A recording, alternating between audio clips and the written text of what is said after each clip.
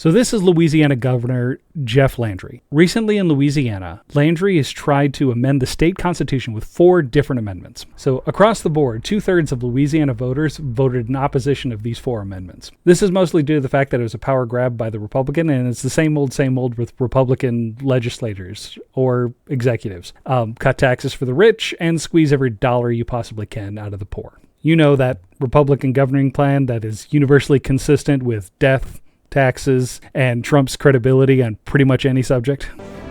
Some of you may die, but it's a sacrifice I am willing to make. So getting back to the topic at hand, this is what Amendment 1 would do. It would have allowed for the formation of specialty courts in Louisiana with jurisdiction outside current parish and judicial districts. What this means is Landry would be able to create his own courts that he could have them rule on special things specifically for him. He doesn't understand. I have only myself to blame, I suppose. I believed in you.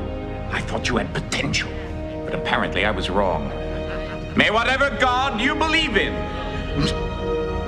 have mercy on your soul. This court stands adjourned. Currently, Landry would have to go through the current court system with different parishes and different districts in order to get a ruling on things that he needed.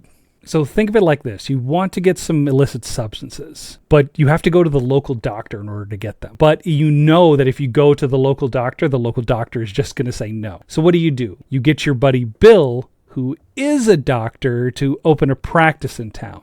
And instead of going to the local doctor, you just go to Bill to get your prescription for these illicit drugs so you can go to the pharmacy and get the drugs that you want to feed your addiction. He's circumventing the local doctor and following the rules, and instead just going with his buddy that's going to give him the prescription anyway and not necessarily follow the rules. So in essence, what Landry's doing is getting favorable rulings from judges that he's going to appoint himself. So this is kind of crappy, right? And let's say you're part of the 33% that voted for this initiative. Let's play a game where you do shoe on the other foot. Would you want a Democratic governor to take and do the same thing that this Republican governor is doing? No. No. Mm-mm. Mm-mm. No. No. No. No. No. No. Hell no. No. No. I refuse. No. No. Policy changes should be viewed this way. It's one thing to forcefully do things because you have the power right now, but remember, it can set a bad precedent for a successor that comes in that wants to change things in the same forceful way. Moving on, Amendment 2 is just cartoon villainy. Boris and Natasha were proving they couldn't make a right bad idea. Anybody with half a brain can see exactly why this is a problem. Landry's priority for this election, Amendment 2, would have lowered the maximum income tax rate the state would enact and limit annual state budget increases. It also would have made it more difficult to enact new tax breaks. The proposal was expected to produce a financial windfall for Landry and the state legislators later this year. Amendment 2 would have moved hundreds of millions of dollars in tax revenue from state savings accounts into Louisiana's general fund, where Landry and state legislators could have spent it more easily. So to put this into layman's terms, Landry wants to limit the government's budget on things where money has already been allocated. You know, things like road repair, bridges, levees, inspections, schools and teachers, state police, EMS, and much more. Then, after cutting the budget for all those allocated areas, Landry wants to then put all of that stuff in the general fund. And with the general fund, that means that he and the legislators have more control over where the money in that budget gets put, instead of having it automatically allocated for things that are necessary for the state. So what this means is potholes need fixing? Well, gotta ask Landry. Ooh, yeah. Emergency response team for flooding? Well, ask Landry. For now, why don't you go ahead and get yourself a flashlight and a can of pesticide. The school's AC system is broken in September and needs to be fixed. Well, you better hope that Landry is in an empathetic mood. I'm going to have to go ahead and sort of disagree with you there. It gets worse, though. Landry had attempted to sweeten voters' on Amendment 2 by tying it to compensation for public school teachers. Had it passed, temporary stipends worth $2,000 and $1,000 that teachers and school support staff have received for the past 2 years were expected to become permanent. Now teachers are at risk of a pay cut since Landry hasn't included the money for the stipend in his current budget proposal. So because this little tyrant couldn't get what he wanted with this amendment, he pulled allocated money for stipends for teachers. This sort of money is a lifeline for teachers who are already underpaid. This also comes at a time when the Department of Education is being gutted entirely and leaving everything up to the states. This is why Landry wanted the general fund. When the federal Department of Education gets gutted, this means that block grants are going to be sent to states. Instead of having that money directly allocated to specific programs, it's going to come in one lump sum. This way, Landry could put all of that money in the general fund and basically have full control over it. It's good to be the king. It's pretty sick, actually. He's basically lining his pockets with money that's supposed to be allocated for children. But let's subtract those stipends from an annual teacher's salary. All right, so let's take an average teacher's salary for the state, okay? And let's say that teacher was supposed to receive the $2,000 stipend, okay? Let's do 2,000 times 12 months for a year. That would be $24,000. Now let's subtract $24,000 from $40,425. That means we're left with $15,575 for the year. That's right at minimum wage for someone that is working a 40-hour week, 52 weeks a year with no break. And just an FYI for all you people out there that say, hey, teachers have summers off. Teachers have summers out of the office, but that doesn't mean that teachers aren't prepping for school. They're not prepping for classes. Even I'm prepping for classes during this spring break right now.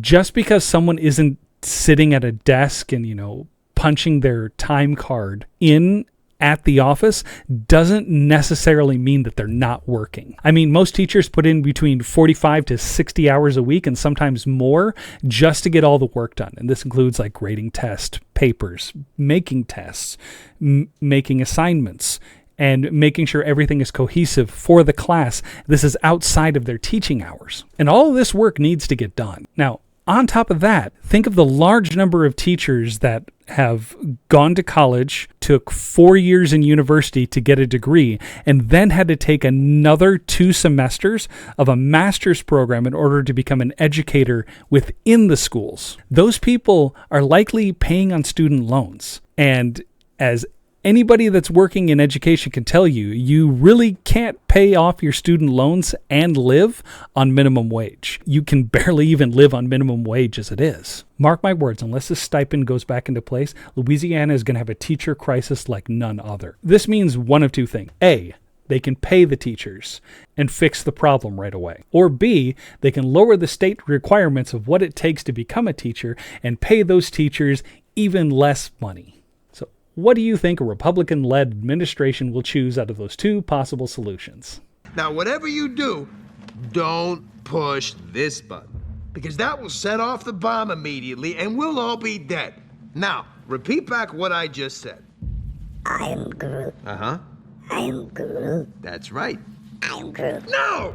No, that's the button that will kill everyone! Also, can you guess who Landry blamed for the amendment not passing? In a statement after the outcome was certain, the governor attributed the defeat of Amendment 2 to billionaire George Soros, a Hungarian-born Holocaust survivor who conservatives have targeted for several years for his support of liberal causes. That's right, George Soros, the extreme leftist funding boogeyman, and the wildly anti-Semitic conspiracy the right just absolutely loves to push. Except if you look at his actual donations to political campaigns, especially in recent years, they're pretty minuscule compared to pretty much everyone else. Even with a quick search on Open Secrets, you can see he's not even in the top 6 donors. Heck, if you even look even closer, he's not even in the top 100 donors for the federal elections. This is just more anti-Semitic bigotry with no evidence to actually back it up.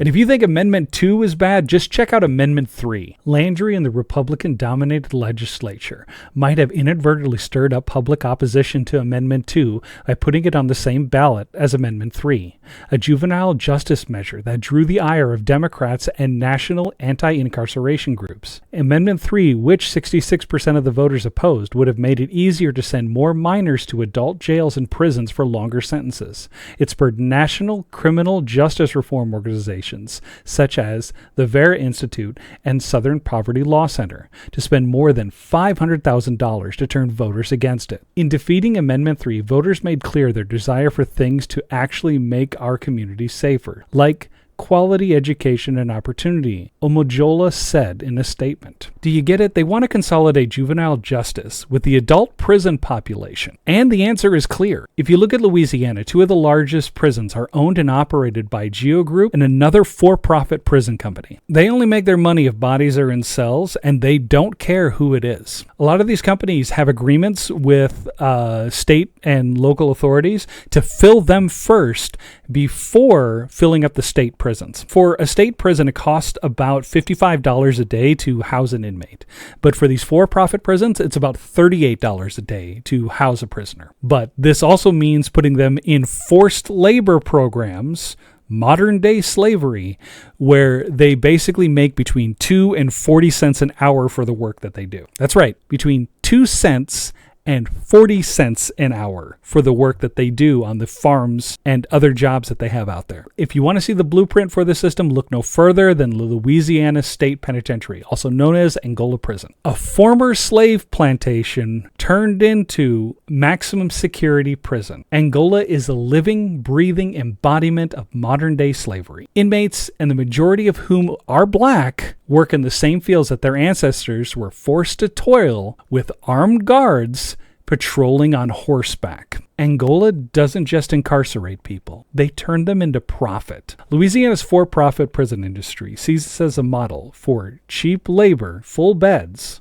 and a never-ending supply of bodies fed into the system. So the purpose of Amendment 3 was not only just to get juveniles into general population so that they could make their bed quota, it was also to give them a larger workforce. Not to mention they're currently bartering for ICE detainees for the same reason. No care for the children, no care for the innocent, just fill my bed and get me my workforce. And now, Amendment 4. Amendment 4 also failed with 64% of voters. It would have adjusted the rules for special elections to fill vacant or new judgeships, primarily in Louisiana's Supreme Court. As you can probably imagine, they wanted to change the rules so that the governor could fill those seats on the state Supreme Court, just so that more justices could vote in his favor and not necessarily by state law. As you can see, there are definitely some cracks showing for Trump's second term. I think this would have likely been neck and neck had it been held pre-2024 election. But seeing how this shit show has spread things far and wide,